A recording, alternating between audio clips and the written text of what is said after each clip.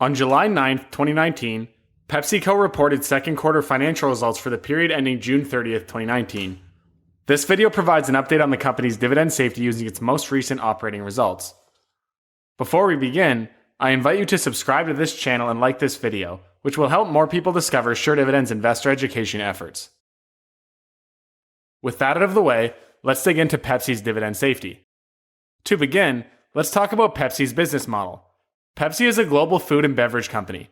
Snacks make up slightly more than half of the company's annual sales, with beverages contributing the remainder. Pepsi has 23 $1 billion brands in its portfolio.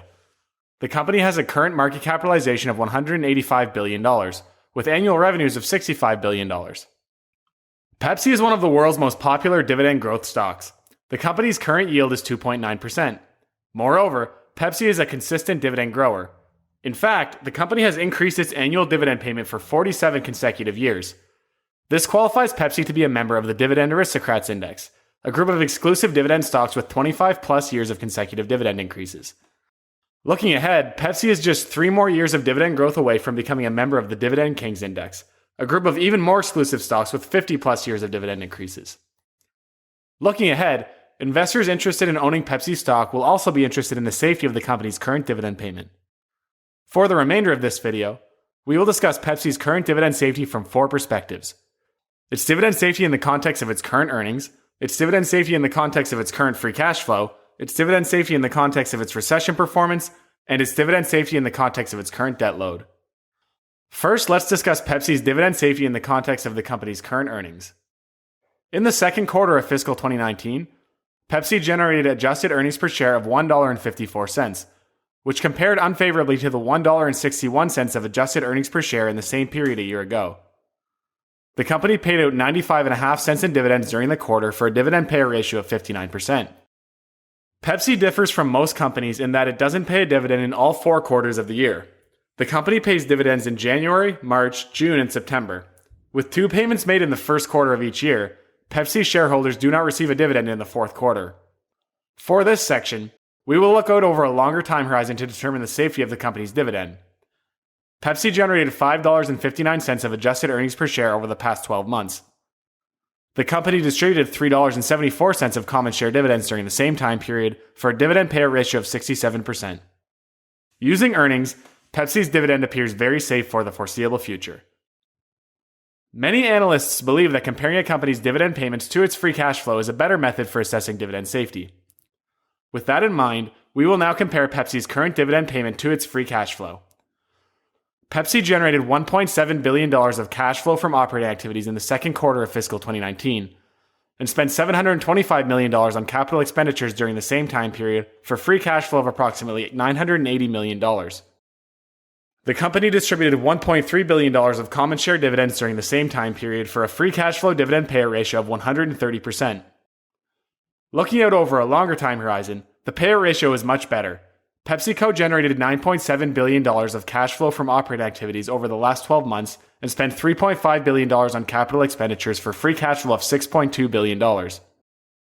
The company distributed $5.3 billion of common share dividends during the same time period for a free cash flow dividend payout ratio of 85%. Using free cash flow results for the year, our conclusion for Pepsi's dividend safety is the same as when we used earnings. The company's dividend is currently covered by free cash flow, though we do note that the payout ratio remains elevated. Companies do not cut their dividends in the good times. Instead, dividends are reduced when companies experience financial difficulties. With that in mind, this section will analyze Pepsi's current dividend safety in the context of the company's historical recession performance. We believe that the best way to measure a company's recession resiliency is by assessing its earnings per share performance during the financial crisis that occurred between 2007 and 2009. Pepsi's performance during this time period is shown here. Despite a slight decline in 2008, Pepsi's adjusted earnings per share increased 13% during the last recession.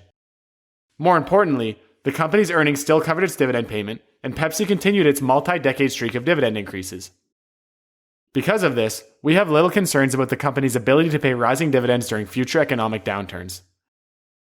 The last angle that we will use to assess Pepsi's current dividend safety is by looking at the company's current debt level, which is a cause of concern for many investors. More specifically, we will see how much the company's weighted average interest rate will have to increase before its free cash flow will no longer cover its dividend payment. At the end of the second quarter of fiscal 2019, Pepsi had $31.2 billion of total debt outstanding. The company generated $261 million in interest expense during the year for a weighted average interest rate of 3.3%. Normally, we include an interest rate stress test in these analyses that shows how much Pepsi's weighted average interest rate would need to increase before its dividend would no longer be covered by free cash flow. Unfortunately, Pepsi's dividend was already not covered by free cash flow in the most recent quarter. However, looking out over a longer time horizon, the dividend appears to be much more stable. Over the last 12 months, Pepsi generated $1.5 billion in interest expense for a weighted average interest rate of 4.7%. The following image shows how changes to Pepsi's weighted average interest rate for the fiscal year would impact the company's dividend safety as measured by free cash flow. As you can see, Pepsi's weighted average interest rate would need to rise to above the 7.5% level before its dividend would no longer be covered by free cash flow. Because of this, we have little concerns about the impact of the company's debt on Pepsi's dividend safety moving forward. Thank you for watching today's video, which performed a deep dive on Pepsi's current dividend safety. We invite you to subscribe to this channel and like this video, which will help more people discover Sure Dividend's investor education efforts. If you're interested in learning more about our systematic approach to dividend growth investing, visit our website at www.suredividend.com.